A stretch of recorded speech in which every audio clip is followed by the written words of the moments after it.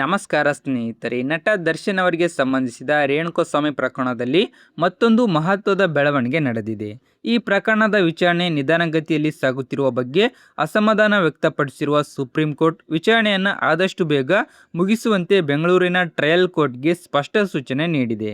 ಜೊತೆಗೆ ಪ್ರಮುಖ ಸಾಕ್ಷಿದಾರರ ವಿಚಾರಣೆಯನ್ನು ಆದ್ಯತೆಯ ಮೇಲೆ ಪೂರ್ಣಗೊಳಿಸುವಂತೆ ನಿರ್ದೇಶನ ನೀಡಲಾಗಿದೆ. ಇದೇ ವೇಳೆ ನಟ ದರ್ಶನ್ ಸಲ್ಲಿಸಿದ್ದ ಜಾಮೀನು ಅರ್ಜಿಯನ್ನು ಸುಪ್ರೀಂ ಕೋರ್ಟ್ ತಿರಸ್ಕರಿಸಿದ್ದು, ಪ್ರಕರಣದ ಗಂಭೀರತೆ ಹಾಗೂ ವಿಚಾರಣೆಯ ಹಂತವನ್ನು ಗಮನದಲ್ಲಿಟ್ಟುಕೊಂಡು ಈ ನಿರ್ಧಾರ ಕೈಗೊಂಡಿದೆ ಎಂದು ವರದಿಯಾಗಿದೆ.